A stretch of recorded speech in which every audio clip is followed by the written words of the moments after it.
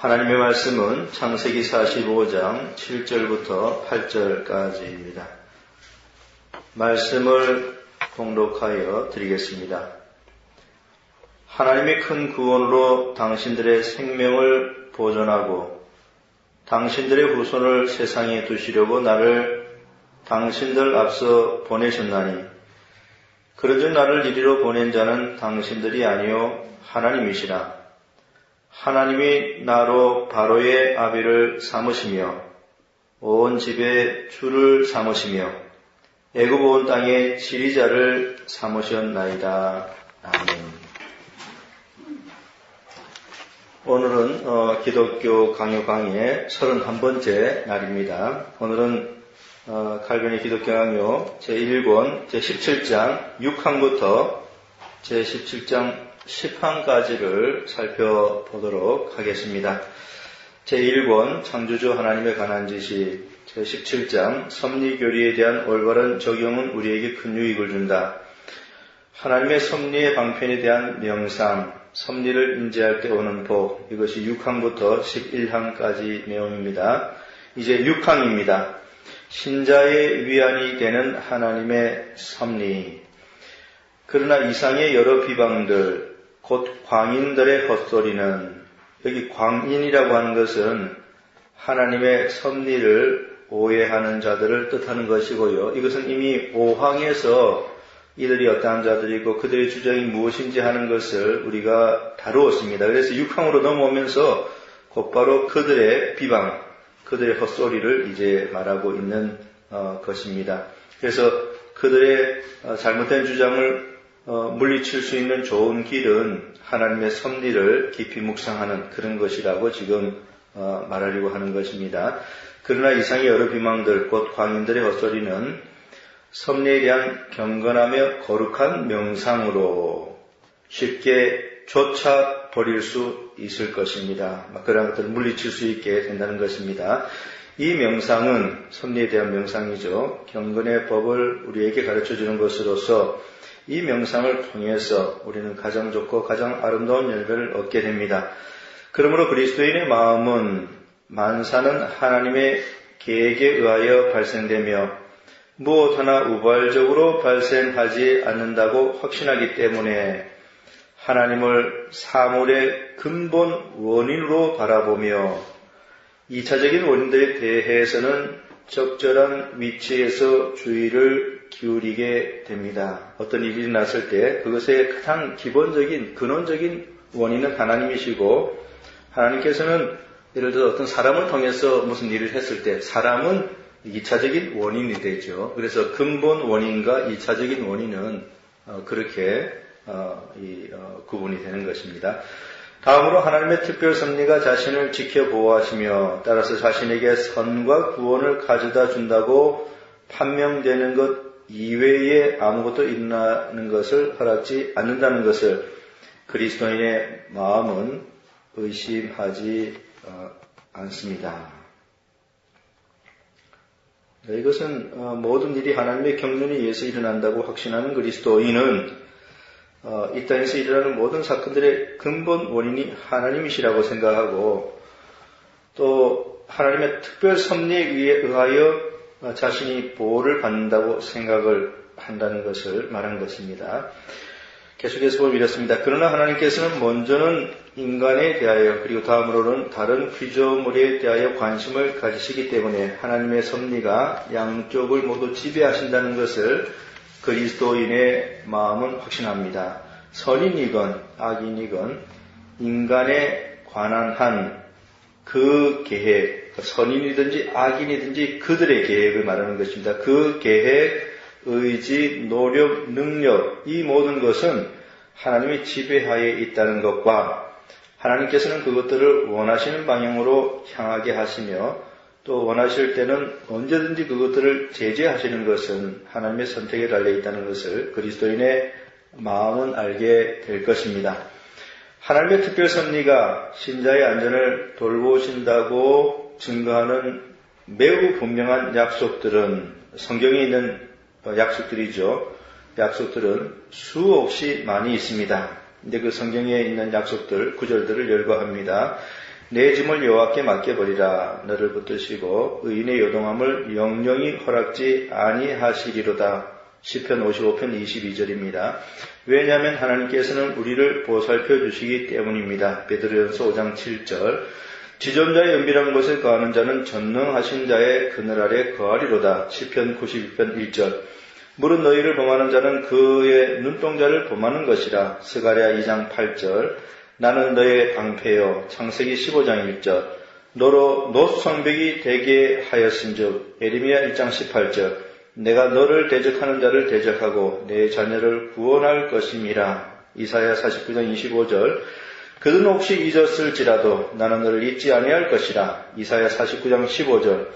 실로 성경 역사의 주요 목적은 하나님께서 성도들의 길을 이처럼 열심히 돌보아 줌으로써 발이 돌에 부딪히지 않게, 시편 91편 12절 말씀이죠. 발이 돌에 부딪히지 않게 하신다는 것을 가르치는 데 있습니다. 그러므로 하나님의 일반 섭리를 말하는 자들, 곧 하나님은 개개의 피조물들을 특별하게 돌보지 않으신다고 생각하는 자들의 견해를 방금 위에서 거절한 것처럼, 그러니까 잘못된 사람들의 그것을 거절했다는 것을 말하는 것입니다. 그들은 하나님의 일반 섭리는 인정하지만은 하나님의 특별 섭리는 부정하는 그런 자들이죠. 그런 자들의 견해를 조금 전에 반박을 했다, 거절했다 이렇게 말을 하는 것입니다. 이제 무엇보다도 중요한 것은 우리를 향하신 하나님의 이 특별한 돌보심을 인식하는 것입니다. 이러한 이유에서 그리스도께서는 아버지께서 허락지 아니하시면 참새 한 마리도 땅에 떨어지지 않는다고 말씀하신 후에 곧이어 이것을 다음과 같이 적용하셨습니다. 즉 우리는 참새보다 훨씬 더 귀하며 따라서 하나님께서는 우리를 철저하게 돌보신다는 것을 인식해야 한다고 하신 것입니다. 그리고 주님은 이 사실을 더 확대하여 우리의 머리털까지도 세신다고 확신시키셨습니다. 머리털 하나라도 하나님의 뜻이 아니면 떨어질 수 없다고 한다면 우리는 이 이상 더 무엇을 바랄 수 있겠습니까? 나는 단순히 인류에 대해서만 말하고 있는 것이 아닙니다. 그러나 하나님께서는 교회를 자신의 거할 곳으로 택하셨기 때문에 교회를 다스리실 때 아버지로서의 사랑을 특수하게 표현하신다는 것은 의심할 여지가 없는 것입니다.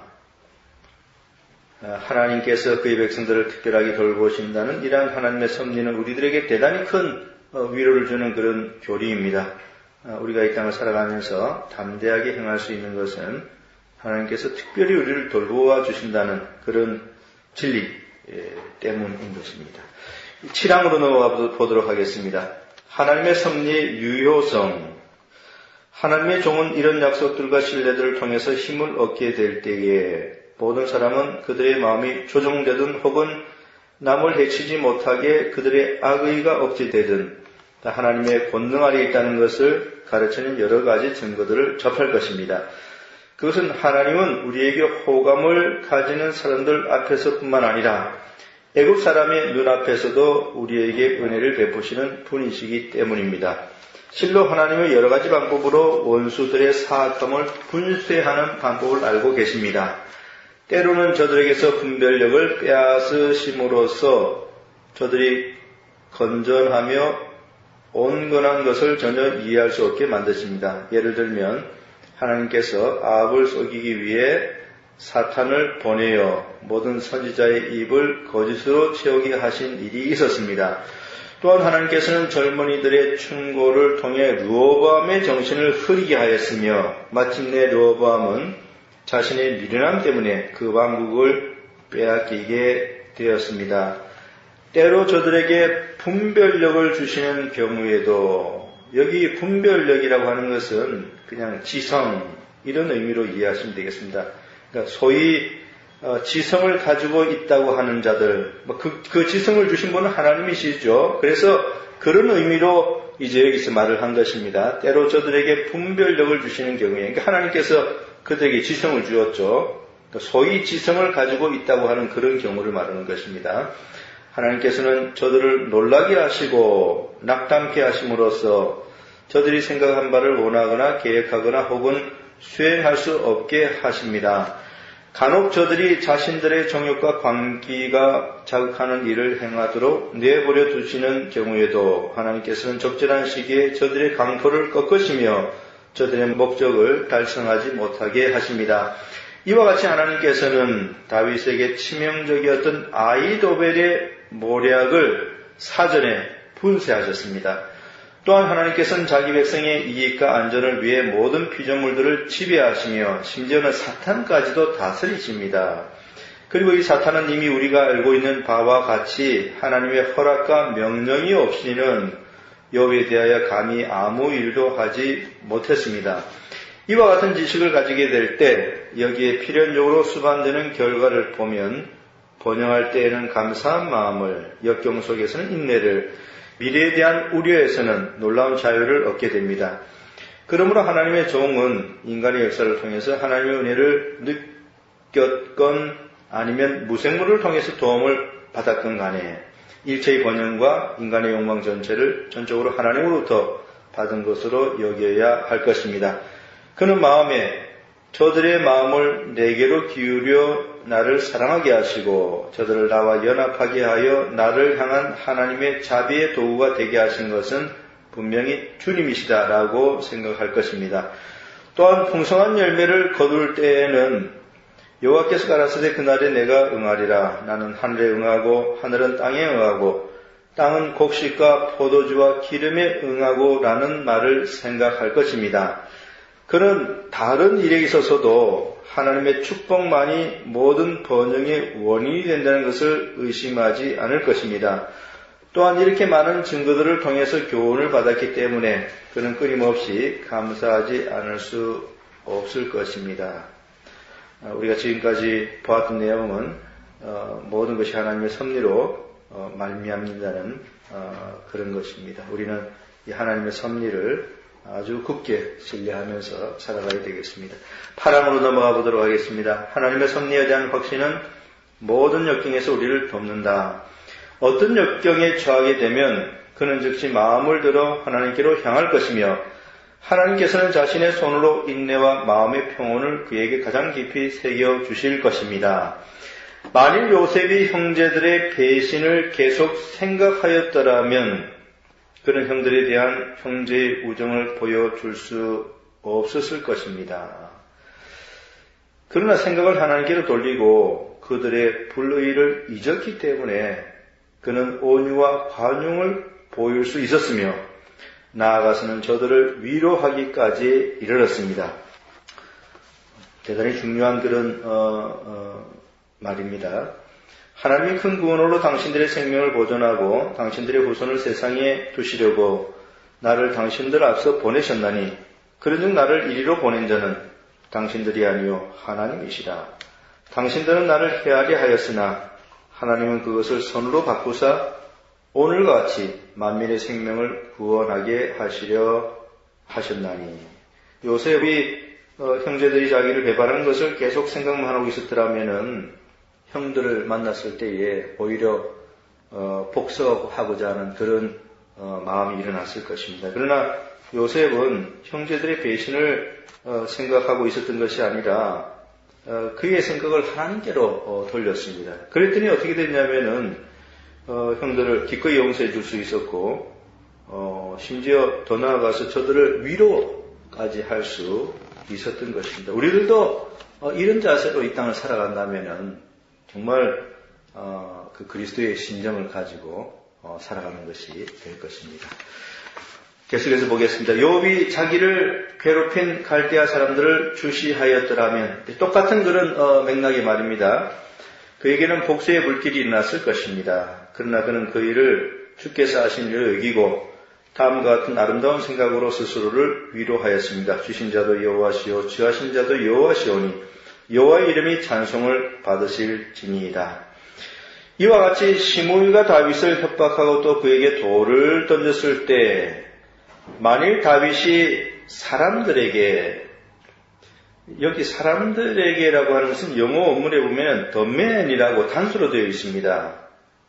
그러니까 번역이 잘못된 거죠. 사람들에게가 아니고 그 사람에게, 즉 시므이를 뜻하는 것입니다. 다윗이 그 사람에게 눈을 돌렸더라면, 시므이에게 눈을 돌렸더라면 아마 그런 부하들에게 자신이 받은 모욕에 대한 보복을 명하였을 것입니다. 그러나 그는 하나님의 지시가 없이는 시므이가 그런 일을 할 수 없다는 것을 깨닫고 오히려 부하들을 달래며 여호와께서 저에게 명하신 것이니 저로 저주하게 버려두라고 말했습니다. 다른 곳에서도 그는 자신의 지나친 슬픔을 억제하여 다음과 같이 말하고 있습니다. 내가 잠잠하고 입을 열지 아니하옴은 주께서 이를 행하신 영권이다. 만일 분노와 성급함에 대하여 이 이상 더 효과 있는 치료법이 없다고 하면 하나님의 섭리를 명상하는 사람에게는 분명히 크게 유익할 것이며 그 마음에 항상 다음과 같은 생각을 상기하게 될 것입니다. 그것이 주의 뜻이니 마땅히 참지 않으면 안 된다. 나는 그 뜻을 반항함이 부당할 뿐만 아니라 주께서는 옳고 유익한 것 외에는 아무것도 뜻하지 아니하시기 때문이다. 이상의 말들을 요약하면 다음과 같습니다. 사람들로부터 우리가 부당하게 해를 받았을 경우 우리의 고통을 악화시키고 우리 마음의 복수심을 자극시키는 저들의 사악함을 무시해버리고 하나님에게까지 올라갈 것을 기억합시다. 여기 이 말은요, 우리가 부당하게 해를 당하였을 경우에 원수들의 사악함을 생각한다면은 우리의 고통은 더 악화되고 우리의 마음속에는 복수심만 일어날 것이라는 그런 말이죠. 그렇기 때문에 원수들의 사악함을 생각하지 말고 도리어 하나님을 생각하자는 그런 말입니다. 그러면은 우리의 마음은 평안해지고 또 복수가 아니라 용서해 주려고 하는 그런 마음이 생겨날 것입니다. 그게 바로 요셉의 경우도 그런 것이고 또 다윗의 경우도 그러한 경우였습니다. 그리고 원수들이 우리에게 어떠한 악을 행하였든지 그것은 모두가 하나님께서 허용하신 것이며 그의 의로우신 섭리로 말미암아 비롯되었다는 것도 확실히 믿어야 한다는 것을 기억합시다. 바울은 우리가 받은 손상에 대하여 보복하지 않도록 하기 위해 우리의 시름은 혈과 육에 대한 것이 아니요 영적인 원수 곧 마귀에 대한 것이라고 지혜로운 교훈을 주었는데 우리들로 하여금 그 싸움에 스스로를 대비하게 하려는데 그 목적이 있었습니다.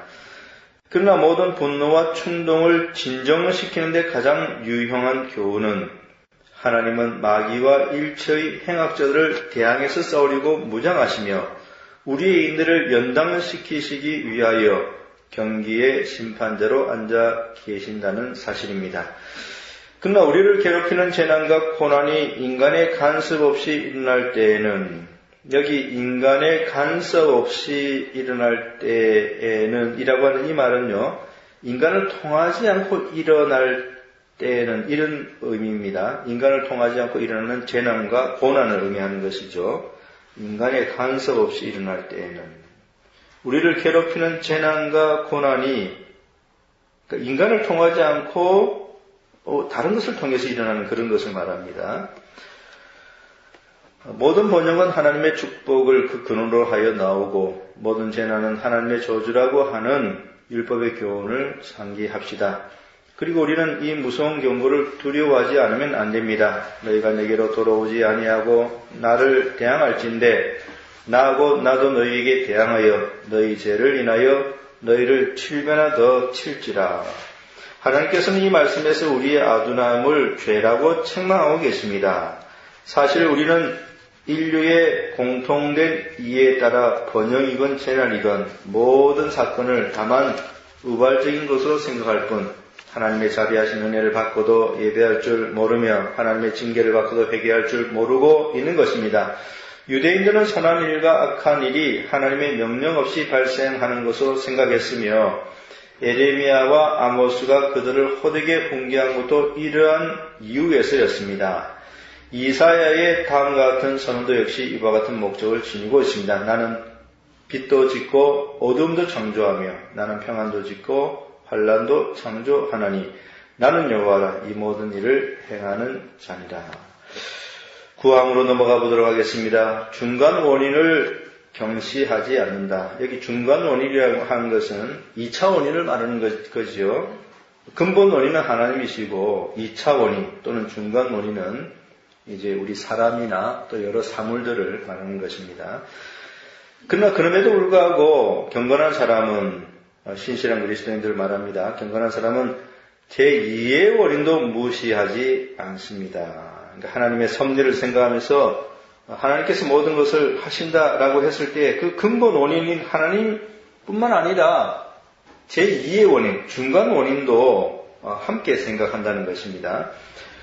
그런 사람은 자기에게 유익을 주는 사람들을, 자기에게 유익을 주는 사람들, 중간 원인이죠. 2차 원인입니다. 유익을 주는 사람들을 하나님의 은혜의 사역자들로, 여기 은혜라고 번역했는데요. 굿네스에서 하나님의 선하심의 사역자들, 그렇게 이해하시면 되겠습니다. 하나님의 선하심의 사역자들로 생각하기 때문에 그들을 그 인간적 친들에 대한 감사를 받을 가치가 없다고 생각지 않습니다.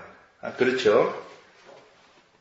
누구에게 큰 도움을 받았는데 하나님의 섭리로 생각하기를 다 하나님이 하셔서 하신 건데 이렇게 생각하고 그 사람에 대해서는 조금도 감사하지 않는다면 그것은 대단히 잘못된 그런 것이라는 말을 이제 곧 해나갑니다. 오히려 그런 중심으로 그에게 은혜를 입었다고 느끼고 자진하여 자신의 의무를 인정하며 할 수 있는 대로 또는 기회가 허락되는 대로 최선을 다하여 감사하기를 힘쓸 것입니다. 그렇죠. 사람에게도 도움을 베푼 사람에게도 감사해야 되는 거죠. 그 감사하기를 힘쓸 거라고 하였습니다. 간단히 말하면 그런 자기가 받은 은혜에 대하여는 하나님을 으뜸되는 원작자로 공경하며 찬양하되 인간에 대하여는 하나님의 사역자로 존경할 것입니다. 그는 또한 자기가 그들에게서 유익을 얻는 것은 하나님께서 그들의 손을 통하여 은혜를 주시기를 원하시기 때문임을 알게 될 것입니다. 만일 이 경건한 사람이 태만하거나 경솔하여 무엇인가 손실을 입었다면 이것은 이제 신실한 그리스도인이 어떤 일에 있어서 태만한 경우 그래가지고 뭔가 일이 잘못되었을 경우를 지금 이야기하고 있는 것입니다.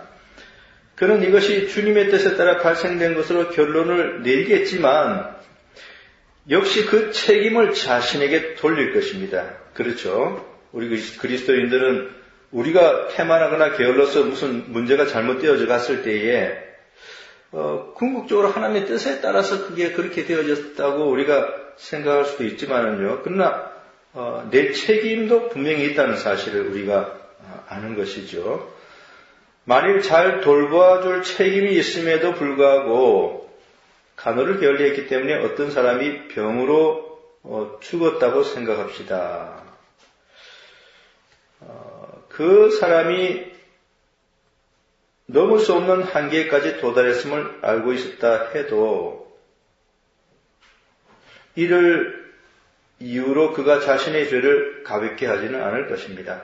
병으로 죽었다고 생각합시다. 근데 이 원문에 보면은 그냥 게을렀기 때문에 병들었다고 생각해 봅시다. 이렇게 되어 있습니다. 오히려 그는 그 사람에 대한 의무를 충실히 수행하지 못했다고 생각하며 그가 죽은 것은, 그가 병든 것은 자신의 게으름 때문이라고 여길 것입니다. 살인이나 절도범에게 기만과 고의적인 악이 게재되었을 때 그는 이를 하나님의 섭리라고 하여 변호하지는 않을 것입니다. 오히려 이 범행에서 그는 하나님의 의와 인간의 악이 각각 스스로를 명시하는 대로 양절을 똑똑히 응시할 것입니다.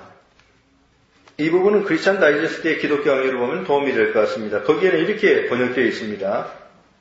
그리고 사기나 미리 계획된 악의에 의해서 살인이나 도둑질이 일어날 경우 그는 그런 범죄를 하나님의 섭리를 구실로 삼아 비유하지 않을 것이고 이런 악행에서 그는 하나님의 의로우심과 사람의 사악함을 이들 모두 스스로 분명히 나타나므로 사악함을 분명하게 바라볼 것이다. 이렇게 잘 번역이 되어 있습니다. 계속해서 보면 이렇습니다. 그러나 특별히 미래사에 관하여 그는 이런 종류의 하등 원인들을 고려할 것입니다. 그것은 인간이 자신의 안녕을 위해 사용할 인간적 도움이 없을 수는 없다고 생각하고 그것을 하나님의 축복으로 보기 때문입니다.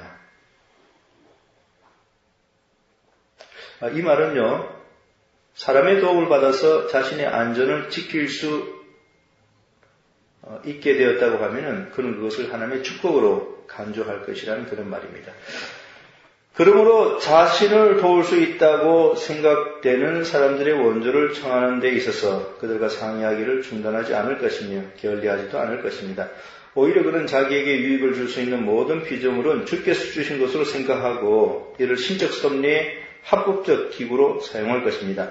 따라서 자기가 하는 일이 어떤 결과로 낙찰될 것인가가 불확실하기 때문에 주께서 모든 일을 자기를 위해서 준비하신다는 것을 아는 일 외에는 그는 지성과 이해가 도달할 수 있는 한 자기에게 유익이 된다고 생각되는 것을 열심히 동경할 것입니다.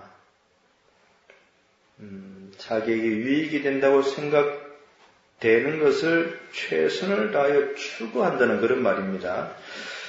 그러나 그는 계획을 세울 때 자신의 의견대로 하지 아니하고 그것이 하나님의 인도하심에 따라 정당한 목표로 향하게 되도록 하나님의 지혜에 자신을 맡기고 복종시킵니다. 그러나 그는 외부의 원조가 있으면 그것으로 안심하거나 또는 그것이 없다고 해서 마치 아무것도 없는 것처럼 두려워 떨 정도로 외부적인 원조를 신뢰하지는 않을 것입니다. 왜냐하면 그의 마음이 항상 하나님의 섭리만을 굳게 신뢰하고 있으며 또한 현재의 일에 몰두한다고 해서 섭리에 대한 확고한 생각을 떨쳐버리지는 않을 것이기 때문입니다. 이와 같이 요압은 전쟁의 결과가 하나님의 손에 있음을 알고 있었지만 그러나 그는 게을리하지 아니하고 상당히 중요한 그 내용입니다. 전쟁의 결과는 하나님의 손에 있죠. 그러나 그렇다고 해서 이제 하나님의 뜻대로 되겠지 하고 태만한 것, 그것은 성경을 잘못 이해하는 것입니다. 전쟁의 결과가 하나님의 손에 있음을 알고 있었지만은 요압은 게을리하지 아니하고 자신의 부르심의 의무를 충실히 수행하였습니다. 바로 이 자세가 우리들에게도 필요한 것입니다. 더욱이 그는 전쟁의 결과를 하나님의 결정에 의탁하면서 다음같이 말하였습니다. 너는 담대하라. 우리가 우리 백성과 우리 하나님의 성읍들을 위하여 담대히 하자. 여호와께서 선히 여기시는 대로 행하시기를 원하노라. 이러한 인식은 우리에게서 무모함과 자만심을 제거하고 우리로 하여금 끊임없이 하나님께 구하도록 할 것입니다. 또한 그는 우리의 마음을 참된 소망과 신뢰와 용기로 가득하게 하실 것이며 우리는 우리를 둘러싸고 있는 모든 위험을 조금도 주저함 없이 경멸할 것입니다. 이제 마지막 10항으로 넘어가 보도록 하겠습니다. 하나님의 섭리에 대한 확신이 없는 한 우리는 비참한 존재이다.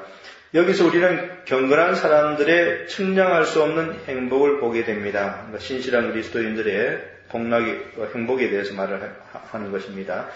인간의 생활은 무수한 악으로 둘러싸여 있으며 무수한 죽음의 위협을 받고 있습니다. 그러니까 우리 인간이라는 것은 무수한 죽음의 위협에 처해 있는 그런 존재이기 때문에 하나님의 섭리를 믿고 있는 경건한 사람들은 얼마나 복된 자들인지 하는 것을 지금 말하려는 것입니다. 여기서 우리는 경건한 사람들의 측량할 수 없는 행복을 보게 됩니다. 왜냐하면 하면서 이제 인간이 얼마나 수많은 위협들에게 놓여있는 그런 존재인지 하는 것을 설명해 나갑니다. 그렇기 때문에 하나님의 섭리를 든든히 붙잡고 살아가는 그리스도인들은 너무나 행복한 자들이라는 것입니다. 우리는 우리 자신 이외의 일에 대해서는 말할 필요가 없습니다. 왜냐하면 우리의 육체는 수많은 질병의 그릇으로서, 이 표현을 한번 보시기 바랍니다. 우리의 육체는 수많은 질병의 그릇으로서 사실상 몸속에 질병을 보유하거나 그 원인을 배양하고 있기 때문에, 바이러스 같은 그런 경우겠죠. 그 원인을 배양하고 있기 때문에 인간은 무수한 형태의 파멸을 모면할 수 없으며 죽음에 둘러싸인 생을 보내야 하는 것입니다. 참 인간의 이런 불행한 상황에 대해서 얼마나 잘 묘사하고 있는지 모릅니다. 추위를 만나든 더위를 만나든 인간은 위험 없이는 살아갈 수 없는 존재일진데 우리는 이 외에 무슨 말을 더 할 수 있겠습니까? 지금 우리가 어디로 몸을 돌리든 우리를 둘러싸고 있는 일체의 대상은 신뢰할 가치가 전혀 없을 뿐만 아니라 우리를 공공연하게 위협하고 절박한 죽음으로 협박하는 것처럼 보이는 것들입니다. 배를 타보십시오. 우리와 죽음 사이에는 단 한 발자국의 거리가 있을 뿐입니다. 말을 타보십시오. 한쪽 발이 미끄러지면 우리의 생명은 위태롭게 될 것입니다. 도시의 거리를 산책해 보십시오. 지붕 위에 기압장과 같이 많은 위험에 직면하게 될 것입니다. 무기가 우리의 손에 있든 친구의 손에 있든 상해가 기다리고 있는 것만은 분명합니다. 우리가 보는 사나운 동물들은 모두가 다 우리의 파멸을 위해 무장하고 있는 것입니다. 만일 우리가 담장으로 둘러싸여 있으며 즐겁게만 보이는 정원의 몸을 감추려고 해도 거기에도 때로는 뱀이 도사리고 있을 것입니다. 우리가 살고 있는 가옥은 계속 화재의 위험을 안고 있어 낮에는 가난해지지 않을까, 밤에는 우리 위에 무너져 내리지 않을까 하는 위협을 느끼게 합니다. 우리의 밭은 우박과 서리, 한발과 그 밖의 재난으로 피해를 당하고 있기 때문에 그것은 불모와 이에 따르는 기근으로 우리를 위협합니다. 해독과 복병, 약탈과 공공연한 폭행에 대하여는 여기서 말하지 않으려 합니다. 이것들은 때로는 집에서도 우리를 괴롭히고 때로는 멀리까지 따라다닙니다. 이러한 고난 속에서 살아가는 인간이야말로 가장 비참한 존재가 아니고 무엇입니까? 왜냐하면 살아있으나 반은 죽은 것과 같은 그런 사람은 마치 예리한 칼날이 항상 자신의 목을 노리고 있는 것과 같은 허약한 마음으로 불안하고 활기 없는 한숨을 내쉬며 살아가야 하기 때문입니다. 여기까지 칼빈은 인간이 얼마나 위험한 환경에 노출되어 있는 존재인지 하는 것을 아주 잘 묘사해 주었습니다. 무수히 많은 죽음의 위협을 받는 환경에 인간이 있기 때문에 인간은 살아있으나 반은 죽은 것 같은 그런 존재라고 잘 묘사해 주었습니다. 이러한 환경 속에 우리 인생들이 노출되어 있기 때문에 하나님의 섭리를 믿고 살아가는 그리스도인들은 대단히 행복한 그런 사람들이라는 그런 말인 것입니다. 계속해서 보면 이렇습니다. 이런 일들은 간혹 있을 뿐 언제나 있는 것도 아니고 누구에게나 있는 일도 아니며 그렇다고 갑자기 있는 일도 아니라고 혹자는 말할 것입니다. 나도 이 사실을 그대로 인정합니다. 그러나 그와 같은 사건들이 역시 우리에게도 일어날 수 있다는 것, 그리고 우리의 생애가 저들의 생애와는 다른 예외가 아니라는 것을 다른 사람들의 신뢰를 통해서 경고를 받기 때문에 이런 사건들이 우리에게도 발생할 수 있는 것을 여기고 이를 두려워하지 않을 수 없습니다. 그런데도 우리는 이와 같은 공포보다 더 무서운 재난을 달리 상상할 수 있겠습니까? 더욱이 하나님께서 가장 고귀한 피조물인 인간을 맹목적이며 무모한 운명의 공격을 받도록 내버려 두셨다고 주장한다면 우리는 하나님을 모독하는 죄를 범하게 됩니다. 그러나 여기서 나는 인간이 운명의 지배하에 있을 때 느끼게 될 그 비참함에 대해서만 말하고자 합니다. 오늘 여기까지 하도록 하겠습니다. 하나님의 섭리를 우리가 굳게 붙들고 살아간다면 정말로 그 사람이 진정 행복한 사람이라는 사실을 우리가 굳게 우리가 믿고 생각하고 또 그러한 사람들이 다 되어야 하겠습니다.